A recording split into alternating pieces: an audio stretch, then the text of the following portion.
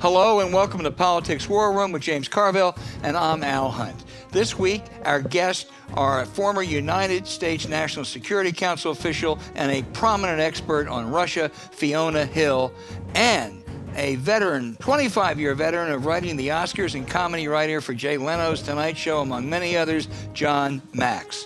Remember, we love taking your questions, so write into politicswarroom@gmail.com or send a tweet to @Politicon for next week's show.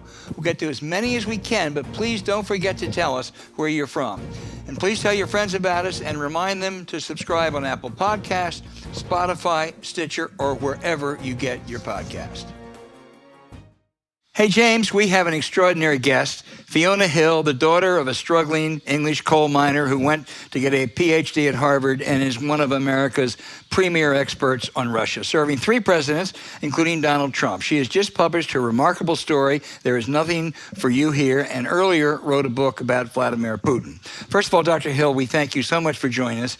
The Russia-Ukraine peace talks have raised hopes, but also fears that the Russians are playing games, pausing before they take to move more territory. You've studied Putin. You've even sat next to him at a dinner once. Put yourself in his shoes today.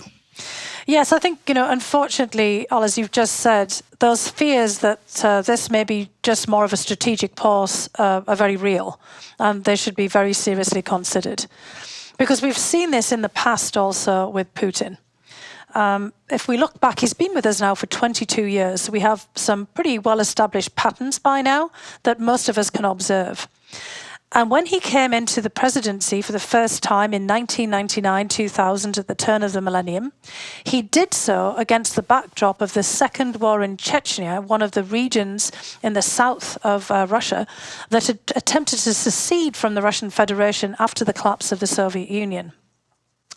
And I noted this was the second war because there was a first war with Chechnya, sort of an internal conflict that began in 1994 after the secession of Chechnya, when the Russian military moved in, thinking it was going to do a blitzkrieg, very similar to what we've seen in Ukraine, because it's part of its own territory, sent in forces thinking that there would be a rapid turnaround where they would depose the secessionist leadership of Joko Dudayev, restore order, put in someone else, move on, and everything would be history. Well, instead, there was what was then the largest military action on European territory since World War II. Now, Ukraine has displaced that, inside of Russia's own territory. And Putin is just, at that point, beginning his sort of rise up into the upper levels of the Russian politics. But he isn't, that yet at that point yet. It's still Boris Yeltsin in the presidency.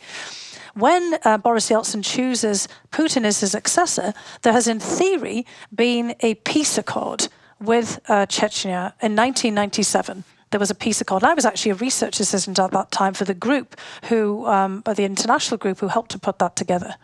And we were told, when we actually had presided over this agreement between Moscow and the Chechens, the Khasavyot Accord, that was supposed to give them autonomy and a referendum on their status. We actually thought we'd had some success here, right, out of a peace talks and a peace negotiation, but we were actually told by some prominent Russians, this isn't going to work.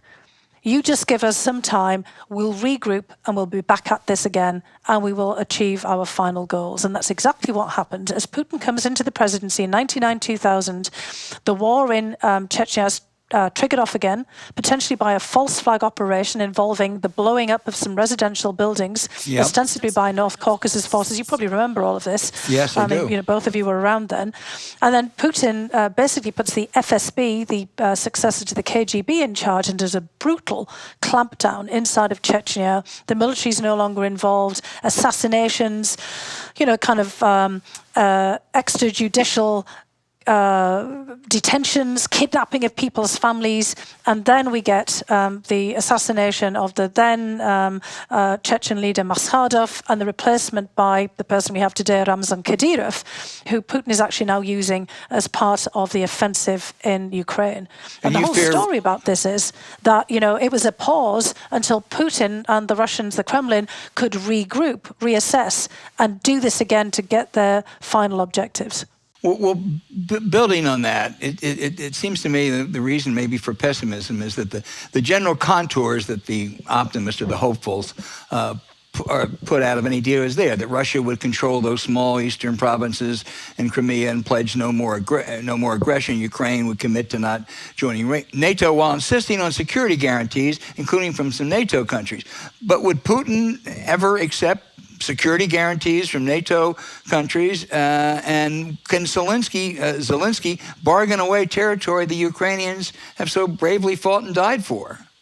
Well, exactly, that's the rub. I mean, you've pointed out the dilemma and all the contradictions, that we're going to be facing here. I mean, obviously, everything depends on the effectiveness of diplomacy, but it also is very much dependent on what's going to happen on the ground in the next several weeks while we are trying to still negotiate something. Do the Russians make further advances? Do they tighten their grip on the southern part of Ukraine, around the Sea of Azov, places like Kherson, Mariupol, that are in the news all of the time now? Or do the Ukrainians continue to not just blunt the offensive but roll it back? Or does Russia decide to go for a full mobilization, politically declare it a war, declare this as a kind of an existential struggle for the future of Russia? There's one rather negative I would say, warning sign that's going through in Russian political sphere at the moment. One of the Duma members, the Russian parliamentary members, is actually submitting a bill to have Belarusians and Ukrainians declared as Russians, which is kind of upping the ante here, which could then give this more of a contour of a kind of an existential struggle for Russia itself. Now, that might be just a gambit, to give them more leverage yet again in the negotiations. But I think, what is going to be necessary here is a really focused, full-scale diplomatic effort, as well as the continued support for the Ukrainians to blunt, the effects of the Russian military operation on the ground and, if possible, roll them back. Dr. Hill, when you said a few minutes ago one alternative would be to then go all out, that's scary, because all out might well include tactical nuclear weapons. Absolutely. Look, and we knew, all of us are old enough to remember the Soviet period. If we go back to that period before 1991 and the dissolution of the Soviet Union, that was part of Soviet military doctrine. I mean, they had not just a full range of tactical battlefield and intermediate nuclear force and strategic force. They also had biological and chemical weapons, and it was part of their military doctrine to use them. I mean, we had to operate in that environment during the Cold War. And so what Putin is doing is dragging us back into that period.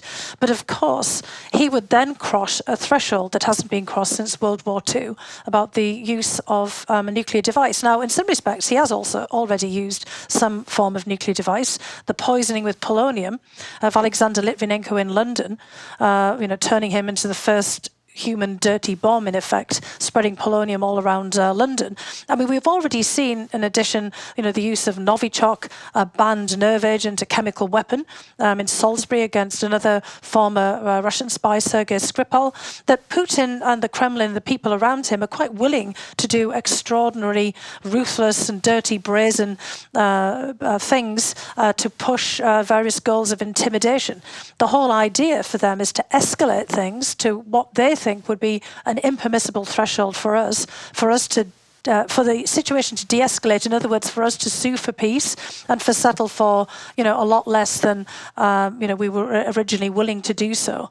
But of course, it would put the whole world in such a different place as a result of that, opening up, I believe, then the levels of permissibility for all kinds of other countries. We're already grappling with North Korea, the future of the nuclear program in Iran, but opening up for other countries to try to do similar things within their own frames and contexts. Yeah, it sure would. You've said the key to any internal pressure on him, if there is not from the oligarchs, that won't matter, but from that small circle around him. Are there even any hints that could be happening? Not that, we can see certainly from the outside. There are some other hints that there's a broader dissatisfaction that might, push them to change their perspectives.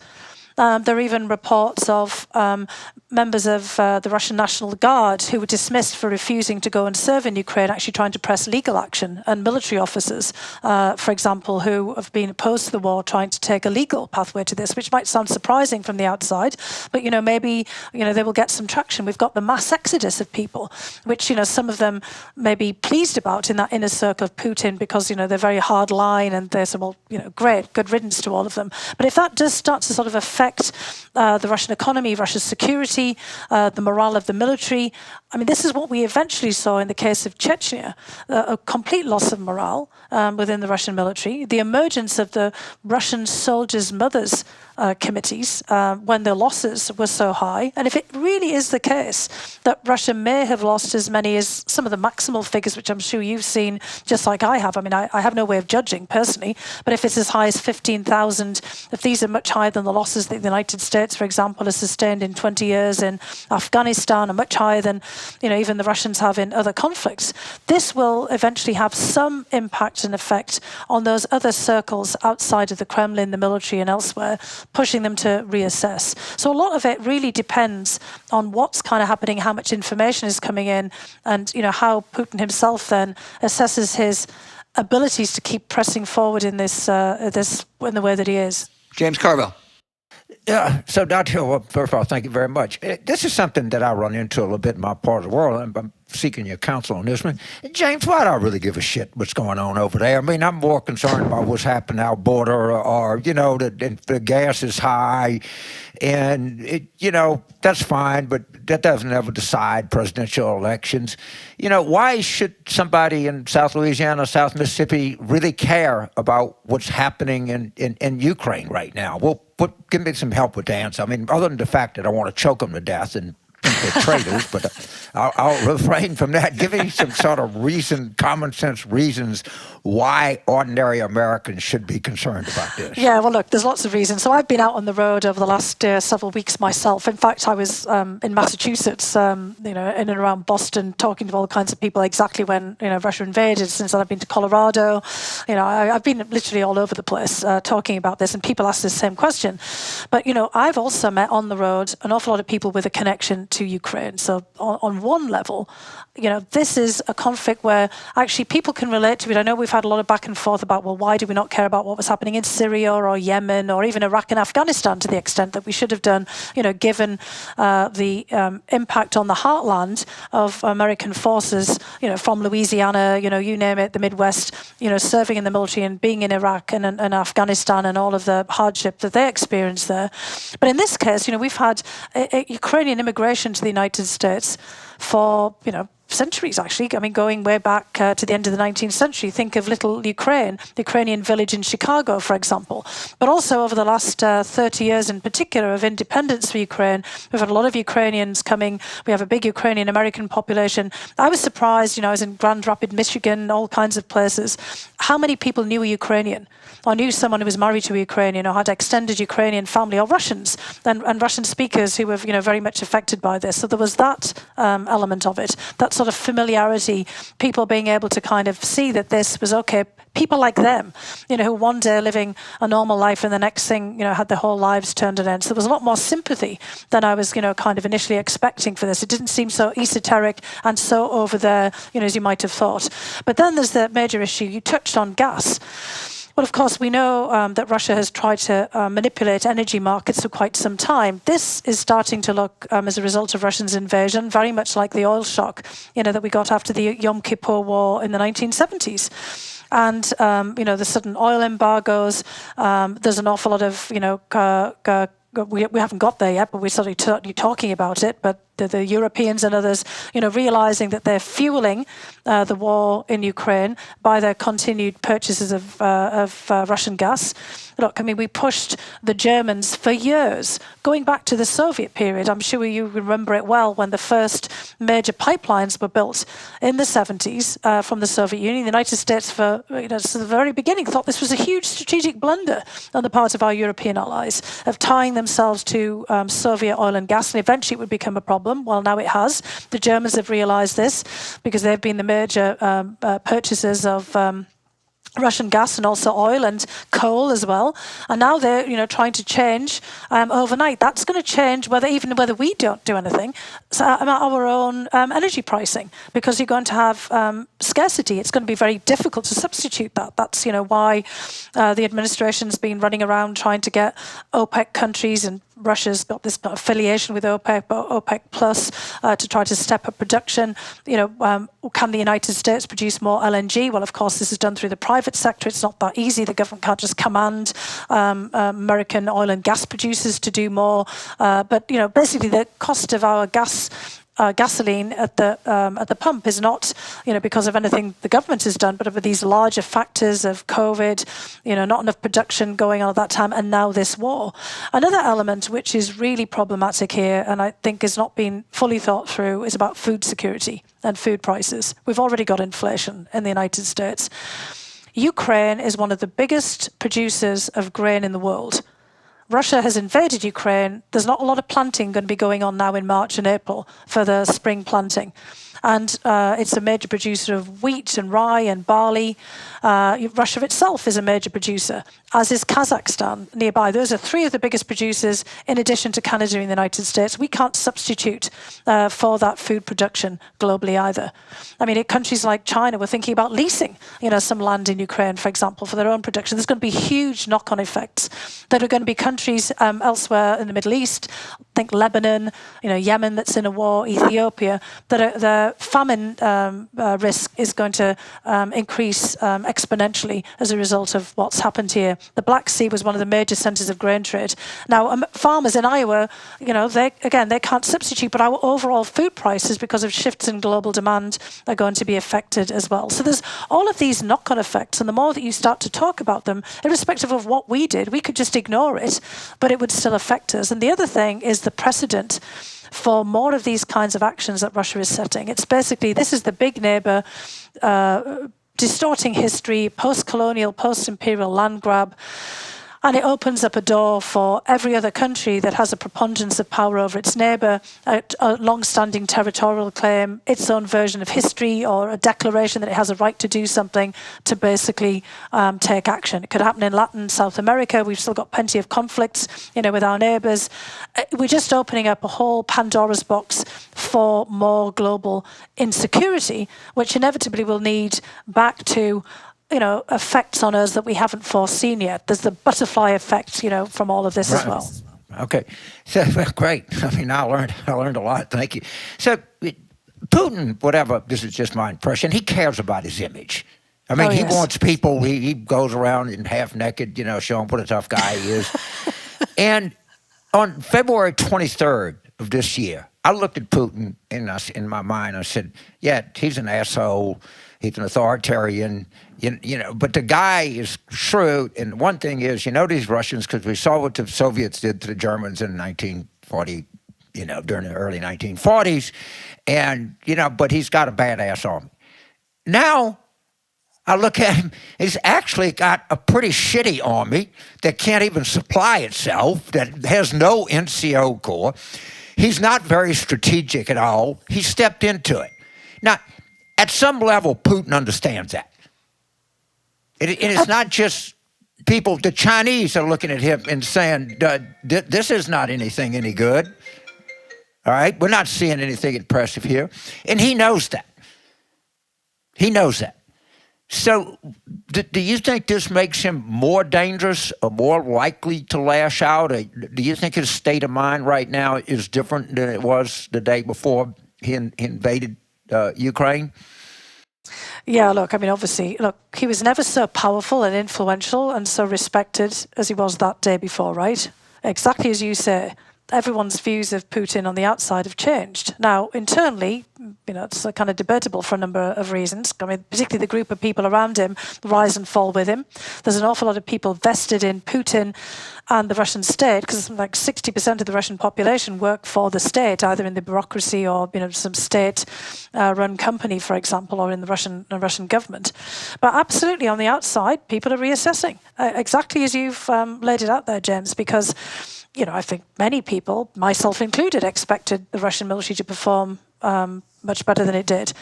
Because we've looked at all the assessments of their modernization, their equipment, the much vaunted acquisition of whole new generation of weapons, both conventional and nuclear.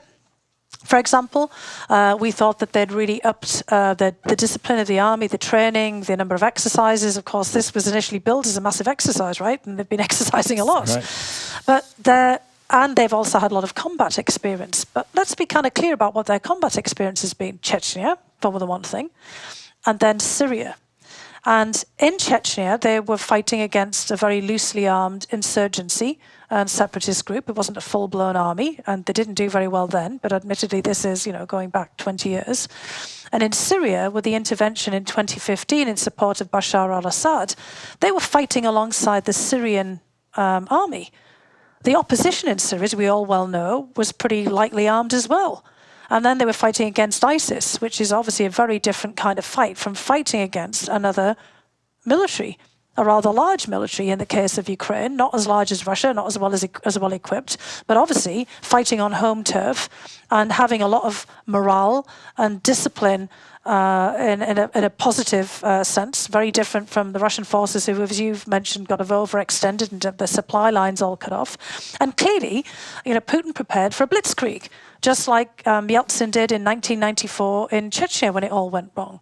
Now, Putin's position, however, is that he is a contingency planner. He always assumes that things will go wrong. So he may not yet have fully processed for himself that this is not working out. He keeps still seeing the goals are still in place. As Al and I were just, saying earlier, the very scary prospect is he still may think he's got this. He could mobilize more. He could use, tactical battlefield nuclear weapons. There's still a lot of things that he could do. I mean, he's shown an incredibly high tolerance all the way through his presidency for casualties. A lot of people say, oh, when the body bags start coming, I've always been saying no, because it depends on where the body bags come, for one thing. I mean, the Russian military has been very careful to make sure it's not clustered. Russia's a huge country. If you've got units that are taken, for people from all the way across the country, you might not get that backlash. You've got a lot of internal repression, suppression of information. And, Putin doesn't really see casualties as a factor in his calculations. They sent in the Wagner group, a paramilitary group, to fire at our special forces in Syria in 2018 when I was still in the National Security Council.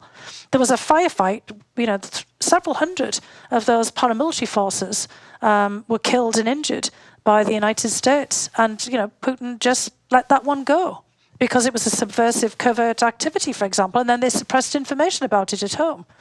We've seen in Chechnya hundreds of thousands of casualties, both civilians and military. I mean, that's in some of our estimates. We never really got a full counting of this. We don't know, even right now, how many casualties they've actually had in Ukraine, and we may never know because the Russian government make it very difficult to find that out and to keep track of it. So the point in all of this is that Putin may still think at this particular point, irrespective of somewhere deep down internally knows this hasn't gone according to plan, that he's still got this, that he can adapt, and that he will somehow find a way of dealing with it. So we may still have more weeks and months to go before your point, which the rest of us are already seeing, really takes hold with Putin and the people around him. And then he'll still want to say this was a win. That all the way along, we're seeing hints of that. They weren't going after Kiev. They were just teaching the Ukrainian lessons. They only just want to have the recognition of Crimea and the Donbass region. But they may, very well want to stay in control of as much territory as they possibly can in that whole area in the south of Ukraine. And Putin's going to try to push as much as he possibly can to keep hold of something that he can spin as a win. Albert? Let me ask you, Dr. Hill, just to address a couple of the critics or contentions that you hear. One line is that Putin went into Ukraine as a result of Biden looking weak in the American withdrawal of Afghanistan. Anything to that? That is just, one of the factors in a long string of events that Putin has interpreted as a sign of overall American weakness. He has thought that we were weak and that we've lost the plot since the economic crisis of 2008, 2009 for sure. Mm-hmm. He's also had a very dark view about the United States since 2003 and the decision to invade Iraq. Right. When he thought that the United States was in the regime change business. And obviously they've observed our failure to get traction with nation building and, all of the goals that we, kept on evolving in Iraq. The failure in Afghanistan over all of 20 years. It's not just Biden. It's, the Russians have been there and done that, right? 10 years after the Soviet intervention. The Russian conclusion overall is the United States is weak. We're polarized. We've got partisan infighting. That was part of the reason for Putin deciding to intervene in our elections in 2016. He actually, I think in some respects, saw Biden as somebody who we could deal with, because he didn't have to explain to Biden NATO, European security. Biden's been around. He was somebody who we knew who he was. He saw Biden as somebody who was capable of taking tough decisions. He wanted to be able to, have some kind of long-term deal with Biden where he hadn't been able to pull that off previously. But overall, his view has been that the United States is weak, and we've been getting weaker. And also the West in general, NATO, the European Union, Brexit, changes in Germany, all of this is a factor. He thought this was the best possible time because we were so all over weak and distracted to act. There's another line, and not just from the useful idiots like Tucker Carlson, but from people like John Mersheimer, a scholar, and even to some extent journalists like Tom Friedman, who say the basic cause here was NATO expansion, that Russia was obviously going to feel threatened. I'm just asking you to address this, and that NATO expansion was a mistake.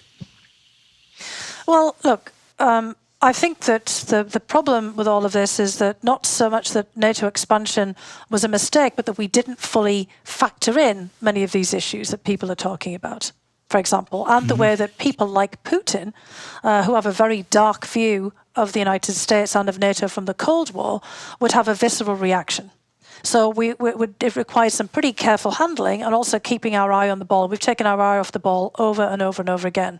But when it comes to Ukraine, Ukraine has been in the crosshairs with Russia since before NATO enlargement was even a thing.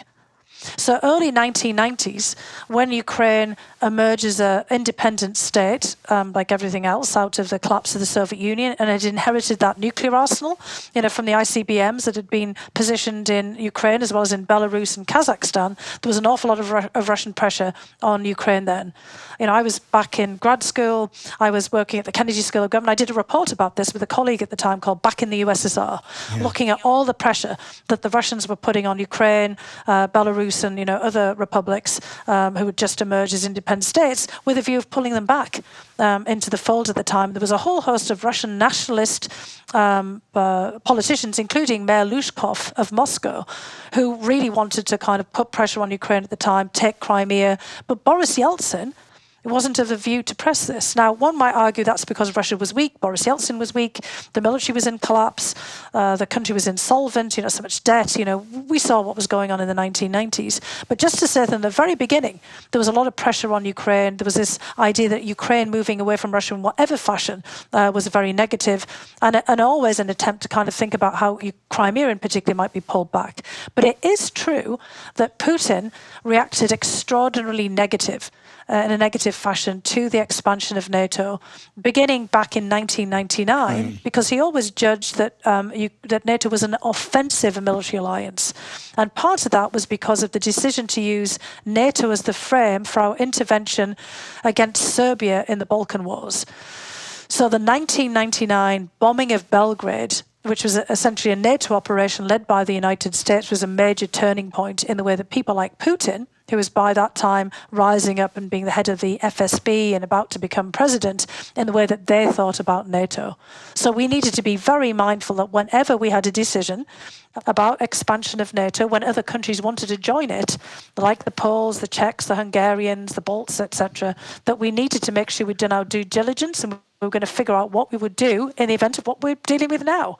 So the biggest blunder was extending an open door without any thinking through to Ukraine and Georgia in 2008. Let me try one more and then turn it back to James. I've also heard some, I guess, semi-defenders say that, okay, Putin's not a Jeffersonian Democrat, but he's also not a Bolshevik. He wants Russian school children to read Solzhenitsyn. He once said one of his role models was the early 20th century Russian Prime Minister, Stolypin. I hope I pronounced that correctly. Who's a reformer. Exactly, He was a reformer of sorts. So what's your answer to that? Well, look, Putin has definitely espoused all of these reformist ideas at different points in his presidency. I mean, again, remember, he's been with us for 22 years. And, when you look around in world history, when you look at leaders who've been there and in place for a very long time, think about monarchs in the past, let's talk about the czars and empresses like Catherine the Great, you see an evolution. They don't, kind of stay in place. Putin said that he was coming into office to make Russia great again. He literally said that. And first of all, he focused on the domestic front. He absolutely looked at reforms. Stolypin and many others were his role model. And then, at some kind of period, he starts to pivot into the foreign policy arena. And then, he kind of moves in something over time of a more reactionary view. And we start to see, that idea of making Russia great again is a sort of a return to the gathering in of the lands of the Russian Empire, Ukraine becoming very central to this. That's around 2012 when he comes in for his second set of terms of the presidency. And if you looked at the phases of his presidency, we'd judge him very differently. So there's a kind of a pivotal point. He really thinks that the West is out to get him personally in particular, after the Arab Spring.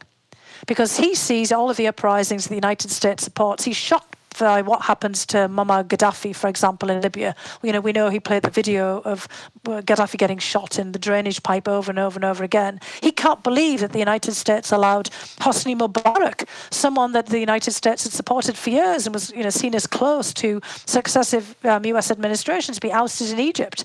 And Hosni Mubarak had done a lot of his flight training when he was in the Egyptian Air Force in the Soviet Union. The Russians, and Putin and the Kremlin, their minds were just blown by all of this. And so they become more convinced, especially when they look back to the US intervention in Iraq in 2003, that we, the United States, Washington, are in the business of regime change. And there's all these protests about Putin returning to the presidency, and he starts to think, this is it. They're after me as well. And you see him then move into a much more reactionary phase, and he starts to worry against the backdrop of colour revolutions, these uprisings, not just in the Arab world, but had already proceeded in Ukraine and Georgia and elsewhere, that we were behind this. He couldn't believe that these are spontaneous protests, and so he becomes much more active and reactionary in foreign affairs as well. James. So Dr. Hill, you're trying to frame this up right. Everything you've done in life, you've been born northern part of England, I understand that your dad was a coal miner, your mother was described as a midwife. My daughter's a doula, by the way. So right, I think yes. that's the more correct way. We call them doulas these days. And, she's a writer, and she says you can't write unless you have these experiences. But at any rate, if I look at you, I said, but you're like a Dudley Do-Right. You apply yourself. You carry yourself with great dignity. You've educated yourself to the extent, that St. Andrews, I've been on that campus, is utterly gorgeous. It's right there in Scotland. You have Harvard, PhD. You work for the United States, your adopted country. And the most remarkable thing was the Trump-Zelensky phone call that these people are listening to. And just out of the blue, he says, well, I need a favor from you before I give you, which is the most double-dealing, jaw-dropping. I mean, to me, that what went through your mind in other, people who've dedicated a lifetime of study and work to figuring this out, and then this happens. And I think this was more egregious than January the 6th. I think it's one of the most egregious things I've ever heard, just in my kind of sort of moral code. Well, you're the president. I have nothing against trying to get political advantage or having political meetings. But the idea that you're using the foreign policy of the United States as an instrument to help your reelection, that's a bridge way too far for even a guy like me. What is a nice girl like you doing in a place like this, who had been so diligent, done everything, and you just hear this like something out of a Chicago alderman's mouth. I mean, it had to have some kind of reaction among you and all of the people in the foreign policy world to experience something like that out of the blue. Well, look, it certainly did. I mean, and I have to clarify that I actually wasn't there for the phone call. I had left the NSC the week before. And in fact, I'd advised against having this phone call, not because I actually anticipated what President Trump was going to do. I actually, was pretty shocked when I found out, like everybody else, the nature of the phone call and read the transcript when it was, released to the press. But mostly because it was obvious that Trump really didn't care that much about Ukraine, and that it wasn't likely to become a very productive phone call And, my thinking, along actually with Ambassador Bolton's, was that this wasn't going to be a pretty good idea. It wasn't a very good idea. It wasn't going to advance Ukrainian-US relations. And, of course, it was even worse than that, and certainly than had been anticipated. And, look, yeah, I was shocked. I mean, I joined the NSC out of great concern about the Russian intervention in the 2016 election, a sense of public service. I'd already served in the government as the National Intelligence Officer for Russia and Eurasia from the Bush to the Obama administration.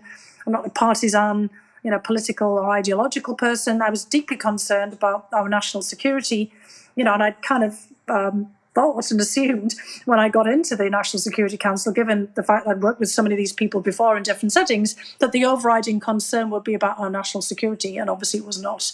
And so, like everybody else watching this unfold during that first impeachment trial, through the depositions and the public hearings and, myself listening to all of the facts, I was a bit taken aback. I mean, I realised it was like actually a Coen Brothers movie.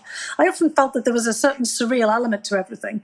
There was elements of farce, but there was also, this suddenly deep realisation that our politics, our own domestic politics, certainly the perspectives of President Trump, which was very much focused on his own private gain and his own private position, that our politics was just as dirty as the Kremlin. I'd spent decades looking at the Kremlin, and sometimes, I understood the machinations around there in that context a lot better than I did it in the United States. As somebody who came as a citizen to the United States, took an oath of citizenship, then an oath to the Constitution, I was deeply disappointed and quite shocked by the conduct, of some of the players around all of this. And, I remain to this day, you mentioned also in passing January 6th. That was a huge blow. Not just to my perceptions and feelings about the country that's my adopted country, but also to the views of the United States outside. That compounded already, I think, a shockwave that went round the world when they heard basically President Trump trying to pervert US national security in the pursuit of his own gain and staying in power. And I think there's a direct line between that phone call and what happened then January 6th as well. To really see that he's an American president who's behaving like tin pot dictators around the world, who's just trying to stay in power, for his own personal interests. It wasn't about America; it was about him first, and that was indeed deeply shocking. Well, Dr. Hill, I can't tell you, so I know James and I both have learned more in the last half hour. This is like getting a PhD in this crisis. And you are so good, and no wonder you've become the rock star that you are today. And we can't thank you enough. And all you listeners out there, get Dr. Hill's book, There Is Nothing for You Here. Everything she does is fabulous. So thank you very much, Dr. Hill. So Dr. Hill, just on a personal note, I have two daughters. And I just think that what you have done and the way that you've conducted yourself, I think is an inspiration to women or girls everywhere. I mean, I really do. I think you're an incredibly important role model. You're in an area that requires deep scholarship and understanding. You have more than anybody, and just as a citizen of the world, I really thank you for the way that you educated and prepared and conducted yourself through all of this. It was a huge honor to have you on the show. Oh, well, thank you very much. And look, I mean, I think that this is, a testament to, sticking at it in education as well, because, when I was a kid, setting off in life, I was trying to answer questions for myself as well. And, thinking there was a whole world out there that I didn't understand, and in part, this was all my own effort to make sense of things myself. And, I would just also recommend to everybody, go out there, study history, try to keep on having an approach to lifelong learning. And, I also try to follow the admonition of my grandmother, who said, you've got to try to leave the world in a bit of a better place than you found it when you came in. So thank you very much for saying that. It means a lot as well. Well, we're in a lot better place because of much. you. And our objective in this show now is to get you back at some time, Dr. Hill. Well, I would love to. And hopefully without some of these technical problems that we just had. But hey, the phone and sitting right here next to the router right there seems to be helping. It looks lovely, and I don't want anyone out there to forget. Get Dr. Hill's book, There Is Nothing for You Here. Thank you again very, very much. Thanks so much. Thanks to both of you. It's been a real pleasure and an honor. Great.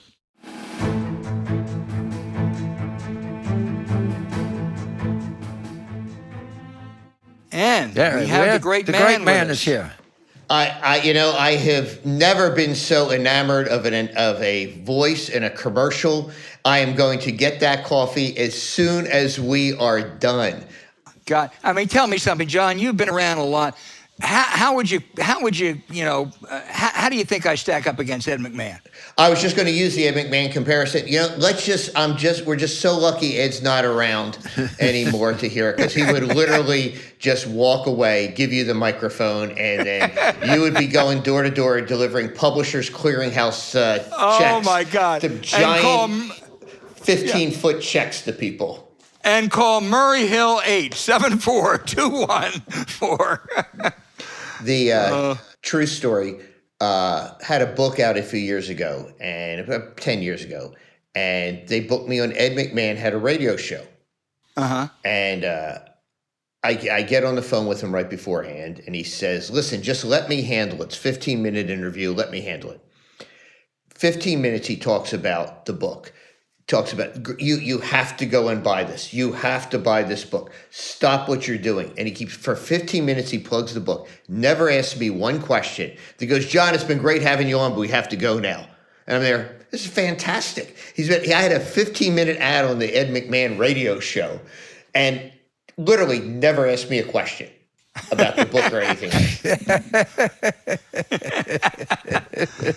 Hey, James, we're on a roll. Our next guest, Jon Macks, whose fame, other than being the father of Dan Macks, one of our producers, is that he's produced or written for scores of top Hollywood fare, including dozens of Academy Award occasions. John, you're an insider. Tell us the backstory of the infamous Will Smith slap at Chris Rock's Sunday night. While I was in the bathroom, did something happen? No. So anyway, I'm backstage where I'm normally at, right behind the producer's table. And early on, I had gone back and talked to Chris. I go back into the green room where the talent is, and hey, Jon Macks, you all good? And I know Chris obviously worked for him. He's all good. And he has a script, and he goes out, but before he does the script, he is almost, I call it like in Terminator 2, where the Terminator's scanning people. And he just, there's Denzel. And he goes, Denzel, King Lear's got nothing on me. And then he sees Javier Bardem, and he does a joke about Javier, if Penelope loses for Best Actress, you better lose for Best Actor. You better not win. And then he goes to Will, sees Will and Jada, does a joke. Now, he had done some jokes about them 6 years ago at the Oscars, which I don't know if they took very well. And Will starts to laugh. And then for some reason, he went from laughter to rushing up on stage and slapping Chris. And I got to say that I've never seen anyone handle a situation like that better than Chris did, which is basically he reacted, he said some line, and then he actually went to the script. Now, what's really upsetting to me is he skipped the joke that I had in his actual script. That's a cardinal sin. That was, again, but all parts, no part of the buffalo goes unused. I'll recycle that one. But he, and then he, went and did the thing. And I think he wanted to do, documentary he wanted to do because he loves documentaries. He wanted to, when I talked to him originally, he said, that's the award I want to present if I can do it. And I felt bad for Chris. I felt bad for the Academy. I felt bad for the other presenters, and also for Questlove, who, his moment in the sun is kind of overshadowed by the stunned silence that was there.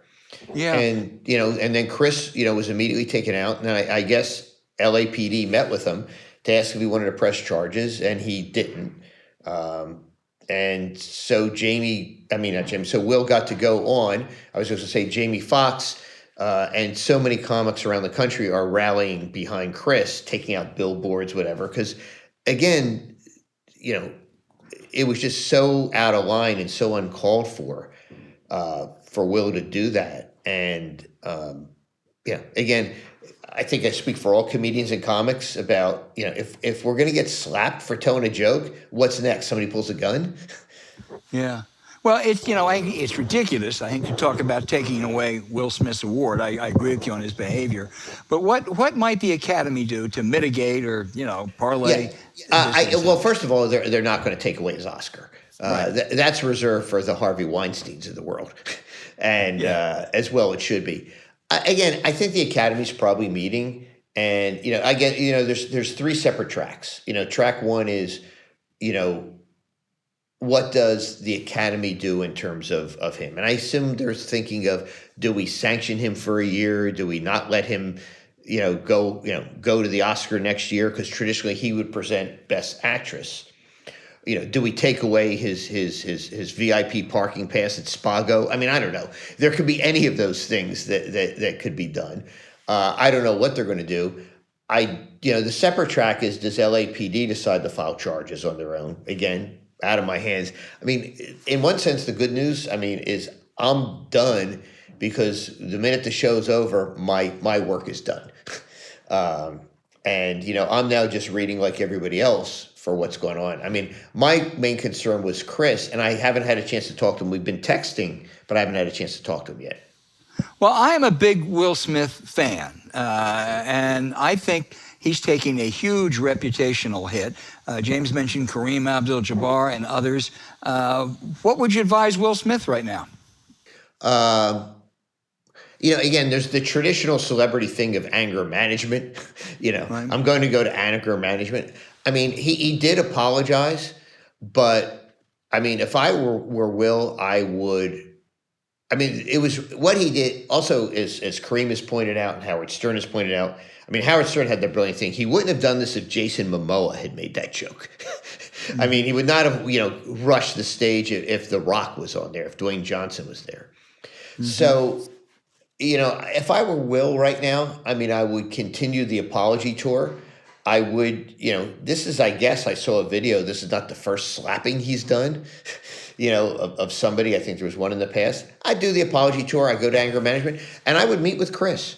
Yes. And just say, listen, man, I was wrong. I was dead wrong. And, in terms of the comments about the kind of the weird speech that he did, when he accepted, well, that's in the heat of the moment. I can't, your emotions are running high then. That's just talk. But, I that's what I would probably do. Keep the apology going, go on a late night show, meet with Chris. James. So, John, correct me if I'm wrong, but I think you've written for every Oscars in this century. Well, I've written for 25. Okay, so we're 22 into the century. Yeah, well, I missed 1 year. I was jammed. So I did 1997 to 2014, then 2016 to 2022. All right, so I missed 2015. That actor's here. That's more than anybody in history, right? Yeah, they tell me that's kind of the record. And again, there's two types of writers. There's host writers, and there's show writers. And then sometimes I've done both. I started writing for Billy Crystal as a host writer, but there's years I've done both. Like you kind of buy. Yeah, you buy. You can swing either way. Yeah, exactly. Yeah, I'm Chuck Bednarik. For those of you who are Philadelphia Eagles fans, there you go, Al. That was for you. Number 60, University of Pennsylvania, center and middle linebacker. Shadow Jimmy Taylor. Al, that was for you. I'm the last of the two-way players, the 60-minute man. Wow. So, call me cynical, but I'm going to predict where this ends up, right? Because somebody's going to make money on this, and a lot of it. The hosts for the 2023 Oscars are going to be Chris Rock and Will Smith. It just has to be. The whole world, you can't deny the public what they want. Oh, exactly. Let's put it this way. I'm sure you will get a producer credit if it happens. I suspect you're not the only person who is speculating about that and hoping it comes true. Yeah, I think hoping it comes true. It just makes too much monetary sense for it not to come through. The Oscars would be relevant again. Yeah, exactly. I never heard the phrase. I never understood the phrase. My phone blew up until after that moment in the show. And, the first one was about 30 people saying, was this staged? No, it wasn't staged. Do you think that anyone would do this? Do you think, and again, earlier in the show, Regina Hall had a bit, which was very funny, about doing COVID testing for some of the good-looking men in the audience. And she just said, ad lib, come on up. Well, Bradley Cooper walked up on stage. That was not staged either. He did it, and then the rest of the guys all walked on stage. It's those moments that, well, not the Chris and Will moment, but those moments are what makes the show great, when something spontaneous happens. Unlike So you and Chris are close friends. I've obviously met him in New Orleans. He did something at the Sanger. Yep. You came down. And he's a much smaller guy than you think he is. He's not. Yeah, I mean, he's thin and in great shape. You know what I Right. mean? But he's not Right. 5'10". You know, No. he's not 6 foot. You know, he's not. I mean, Right. Jamie Foxx is a big, strong guy. Chris is different built. Yeah, I've worked for Chris since 2005 or 6. Phone rings one day on my Tonight Show desk. I pick it up and I hear he goes, "Is this Mac?" And yeah, he goes, "This is Chris Rock. You're hired." I said, "For what?" He goes, "The Oscars. Steve Martin told me I had to hire you. Talk to you later." Click. And that's how I started working for him. Oh, man. So do you think that just you know Hollywood maybe as well as anybody? I mean, Emmys you've been nominated for, but it's multiple. Does Will Smith, has he hurt his career, or this is just something that they're going to fix and he'll be right back in the middle of the box office? It's so against image is the problem. Again, Will has always played Will Smith is this character. I don't know Will personally, so I can't speak to what or who he is one-on-one. I mean, I've met him twice backstage for 30 seconds. But his image on screen is that of a really likable, nice guy. Again, when he started as a rapper, he didn't have those hard-edge rap lyrics. His were more family and kid-friendly, I guess is the best way to describe it. He never had a hard edge. So now you have a guy who all of a sudden, and again, Kareem summed it up brilliantly, as he always does. Right. I mean, it's just so against image and sending a wrong thing. I think it's going to take a little while. I mean, I think he needs to dig out of that hole. I'll turn back to Al. I made a point about you and I agree on the Kareem thing. I think he said what so many people were thinking and afraid of, and we're lucky to have Kareem as a commentator. Albert? Oh, we sure are. You know, you have worked for so many of the elite in the entertainment field, John, and excluding James Carville, who's the most interesting person you've worked with? Well, very tough. I mean, everyone else is level B after James. I mean, let's be honest. Right, and James wrote that line. That's in the script, and then, of course, you never worked for Chuck Bednarik, but go ahead. Yeah, exactly.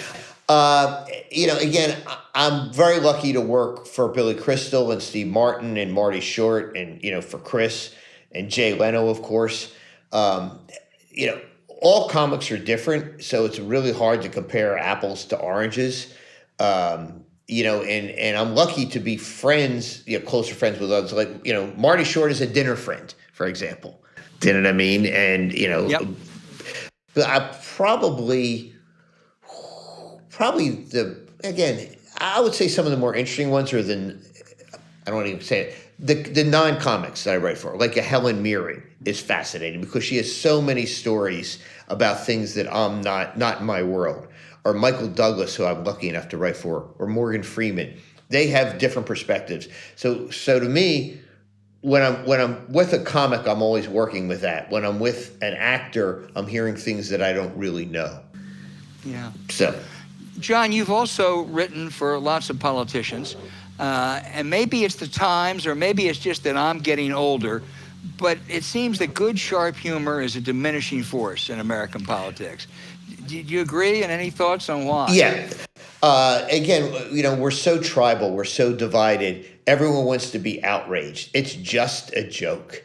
It's just a joke. And my friend Ricky Gervais, who I write for, said, summed it up best. People confuse the subject of the joke with the target of the joke. Just when you start a joke, just the subject, you shouldn't get outraged at the subject. We're often, as comics, taking the side of the target. And also humor. And people used to, I mean, what would Don Rickles be now? Would people be shooting Don Rickles now? They'd be yelling at him. And I think that we've lost that. It's like with political humor too often. It's not humor, it's insults. It's calling someone a name. I mean, again, I think Donald Trump is stupid, but calling him stupid is not a joke. It's a statement.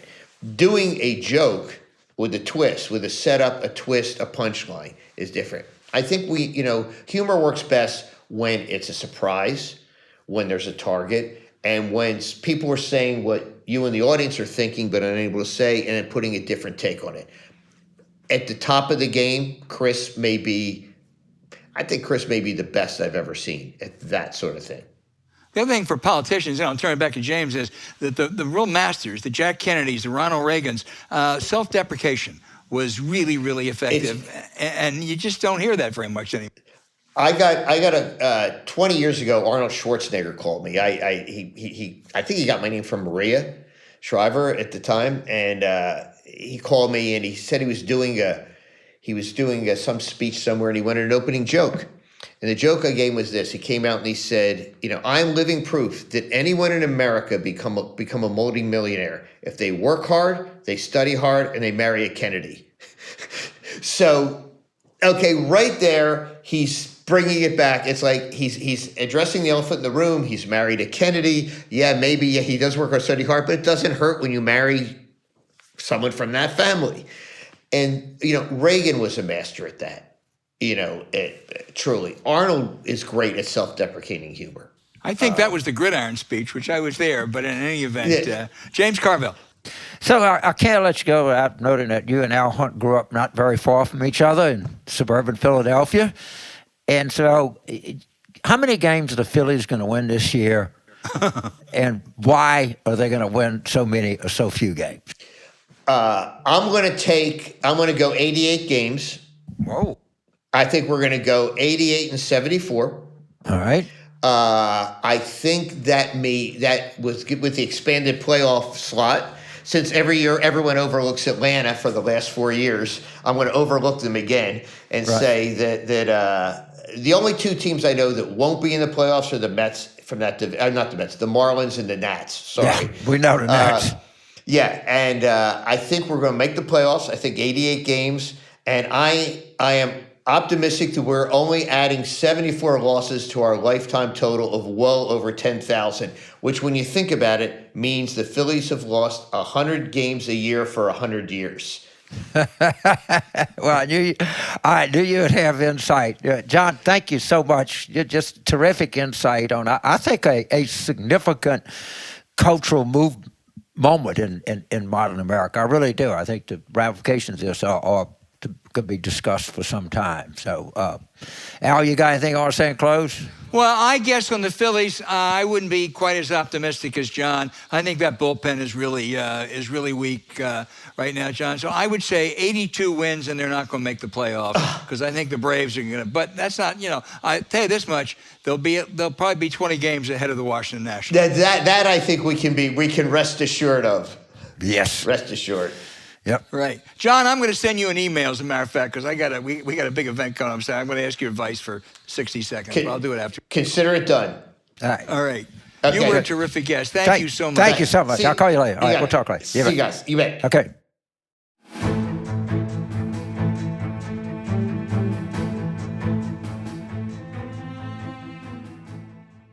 Hey, James, now for the listeners' questions. Gordon in Norwood, Michigan asked, the poll numbers keep dipping for Joe Biden, and the prospects for the midterms continue to dim. I've always found having a game plan and taking steps to implement that plan helps.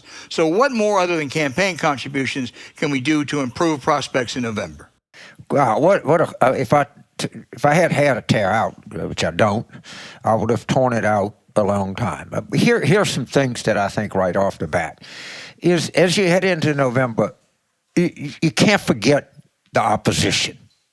All right, because they're clearly going to say, well, inflation, and when you say something, well, it's worldwide, it's energy, it's other people have it, and stuff like that. You have to attack them very hard. And boy, and they give you so much stuff. I think the prime thing is the Rick Scott plan that a lot of them endorsing, where you're going to raise taxes on, 54% of families in the United States. But we have got to learn. We don't do very well in branding ourselves. We understand that. Our messaging has traditionally been constipated. But we don't brand them. And there's this sense that, they've gotten away with this. Well, when you talk to people that do the focus groups, their image of the Republican Party is not that great, and we got to drive it up. There are many aspects to having not getting slaughtered in November, but one of them is we got to play the game, and they do a very good job of branding us. We got to do better of branding them. There are plenty that follow from that, but that's my chief observation. I agree. This is Connie in Springfield, Missouri. She said we never mentioned Missouri as a state where you might pick up a Senate seat. That's understandable. It's very red. But Connie is supporting a terrific young Democratic candidate named Lucas Kunce. I think I have that. It's Kunce, and I think we can pull off an upset. What do you think? I have just read about your candidate, Connie, who's a Marine and sounds very attractive. Democrats also are very excited about this woman who just got in. She's a Bush heir, Trudy Bush Valentine, a nurse. She's obviously, going to have a bunch of money. And look, if the Republicans nominate the former governor, Eric Greitens, I think that really is in play because he was kicked out of office because he was so bad. He has sexual assault charges against him. So I think Missouri, it'll be like Missouri did in 2006, I guess it was, in Indiana a few years later. If they don't nominate him, I think it's going to be an uphill slog. Yeah, just so when you say the Bush family, to be clear, that's the Anheuser-Busch family. Exactly, B-U-S-C-H. Yeah, yes. Right. I know that you meant it, but just in case, because it's kind of funny because I did a speech this morning in a Delta compact in Missouri, and I had some people in Missouri come up and make exactly the same point. That Greitens is a really compromised candidate. And Trump's backing him. More people would do. And Trump's backing him. And we do have some good Democrats here that are ready to take the mantle. And, Missouri has really turned, really hard red. We can win it under extraordinary circumstances. Hopefully we have such circumstances today because there's a lot of terrific people in the Show Me State. And I'd love to see us have, the representation they got with Josh Howard, it's got to be humiliating to people that great. It sure is. Mark in Maine doesn't tell us where in Maine. I love that state, Mark, so next time tell us where in Maine. He says, it seems like every week you guys spend as much or more time beating up on AOC and the squad as the right-wing echo chamber. When I think of the progressive left, I think of universal health care, greater access to education, more investment in clean energy, and greater steps to reduce inequity in this country. At least the squad has actual positions. Don't you think it's time to help them instead of getting upset about good ideas like with a bad slogan? Well, first of all, I don't think the Democratic Social America coming out against sanctions of Russia is a particularly good idea. But at any rate, I understand where you come from. This is my problem. They don't run against. If they ran against Republicans, fine. All they do is run against other Democrats. So if you think that the problem facing the country is not McConnell or Trump, but it's the fact that you still have, quote, establishment, unquote, Democrats left in the Congress, that would lead you to that position. But every time I turn around, all they do is compete in cook PVI Democratic plus 40 districts until they can demonstrate some broad-based appeal to win an election.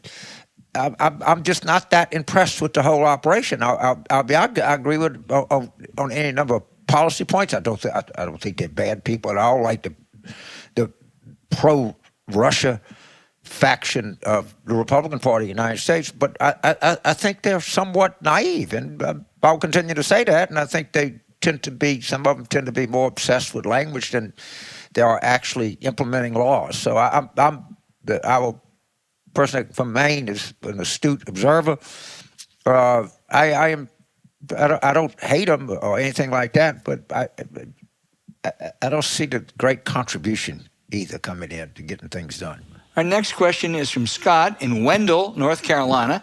And he says we've all been watching Ukraine and the absolute guerrilla-style marketing of Zelensky, which has been fabulous, of course. My question is, why the heck can't the Biden administration learn and implement and duplicate some of this? Well, first of all, Scott, I would say you're right about Zelensky. It's different. It's harder for Biden. I'm not going to defend the marketing and communications skill of this administration, but it is harder. And he says, why can't the Democratic Party and Jamie Harrison respond to the war that's being fought against us? James, I don't think the DNC is the most important vehicle in the Democratic arsenal. These candidates, it's usually the DCC, the DSCC, or the DCCC. But I must say, just from afar, I'm not impressed with Mr. Harrison's stint so far. He could at least be telling people, and maybe he is, but I'm not aware of it, about the stakes involved in Secretary of State races, judicial races around the country. Democrats have a habit of pouring money into the top ticket, the shiny bauble, and there's some races where Republicans have been smarter, and I think that's a role the DNC could play in drawing more attention to that.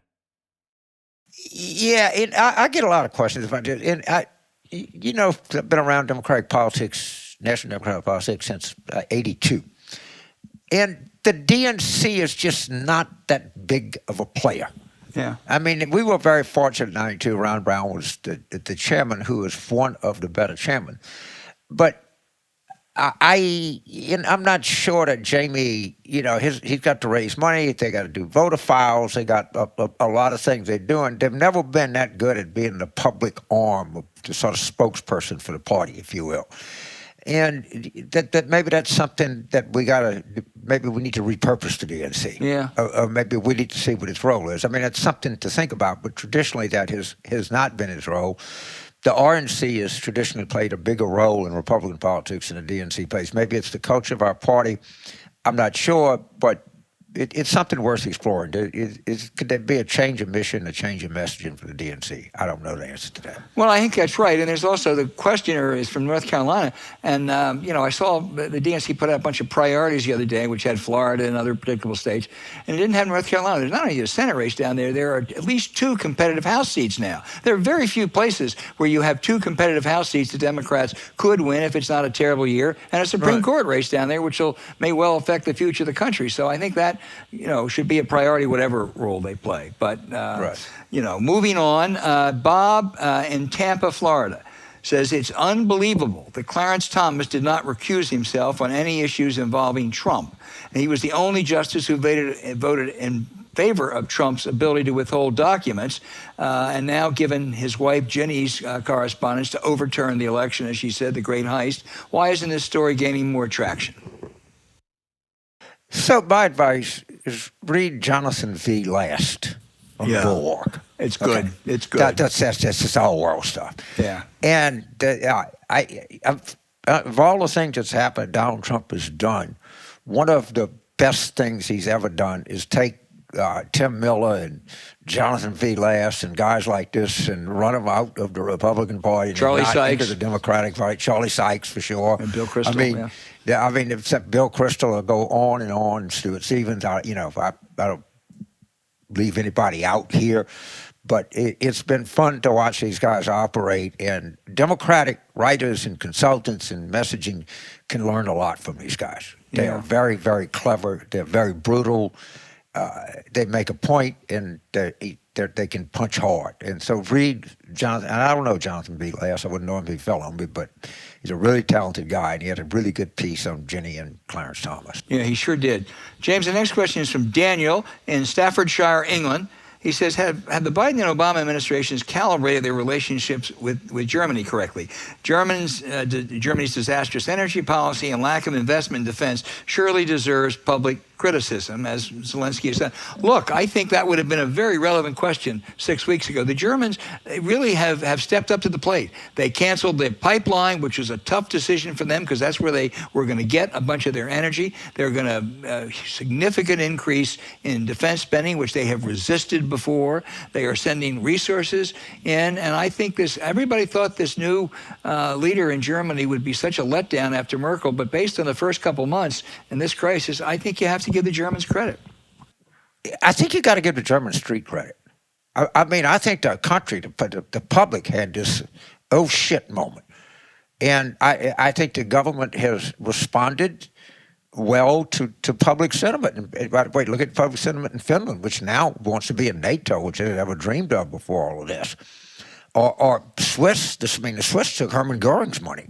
All right. And now, I go back to the European street's been the big hero, and yes, the Germans had some less than enlightened policies in there, but they're changing. Yeah. And they should be encouraged to continue the changes that they're making. James, you will like this final question because you know this state. Christine in Lansdale, Pennsylvania. Can you weigh in on the craziness that Pennsylvania's Republican Senate primary?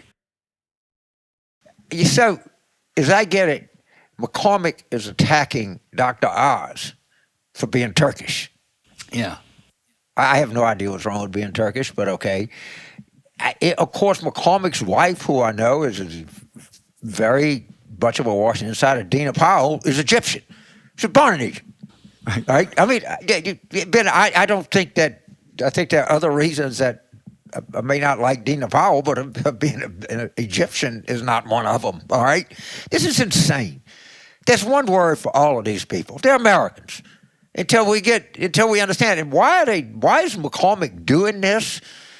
And if you have any sympathy for Dr. Oz, just do John Oliver, Dr. Oz, and that'll cure you of any affection that you may have for Dr. Oz. And it has nothing to do with the fact that he's of Turkish descent, I promise you. This was a Republican Party in Pennsylvania that over the last 30 years had Tom Ridge and Richard Thornburg and John Hines. Sure. This is really a Charlie Dent. This is a terrible deterioration. It really is. It is. These are, and McCormick was supposed to be, the rich guy, respectable. And who's his immigration consultant in the campaign? Stephen Miller. He's gone all in for Trump, which means that he'll adapt to anything that's convenient for him. Right. And see J.D. Vance. I mean, one of the things is to watch these previously people who had some of a modicum of pride just grovel. And these people have children. Yeah. I mean, I don't know. They don't have family. I mean, can they walk in and look anybody in the eye? I have no idea. But, they're really making fools of themselves. Oh, they sure are. All right, keep those questions coming. We only get to probably half of the really great ones, but keep them coming. If we didn't answer the question this week, send it in again next week. Thank you.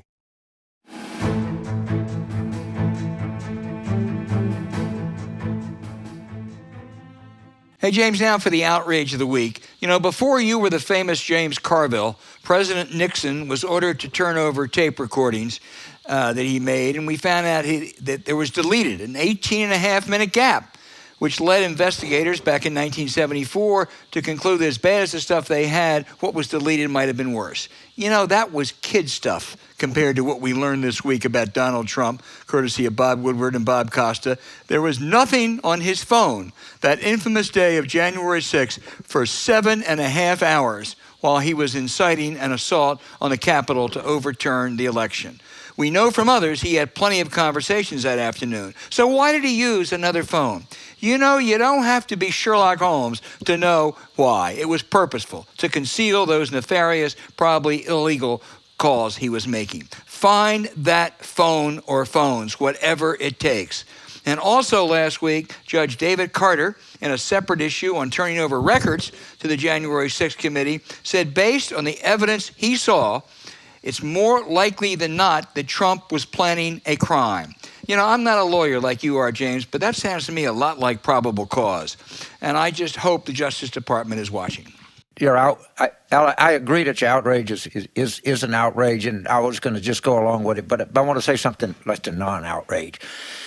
You and I both love sports and athletes, and if you took an athlete's skill and intelligence and you put them on a matrix, I don't know of anybody that would rank higher than Kareem Abdul-Jabbar. He's just a very, very thoughtful, brilliant guy in addition to being, one of the three greatest basketball players in history. And when the Will Smith incident happened, myself, and I suspect that a lot of the people at you and a lot of people that listen to this podcast had the same thing. Oh, God, Fox is going to love this. This is just exactly the character that they want of black men, slapping each other. And of course, it's not the kind of thing that, somebody's going to go out and say. And then Kareem just wrote this brilliant piece and made exactly that case. I mean, Will Smith did not do anybody any favors here.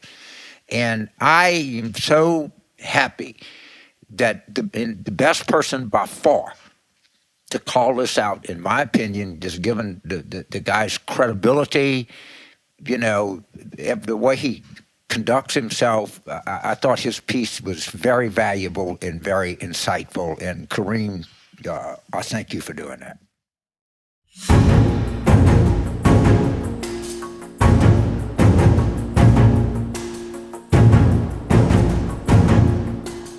Hey, thanks for listening to Politics War Room with James Carville, and I'm Al Hunt.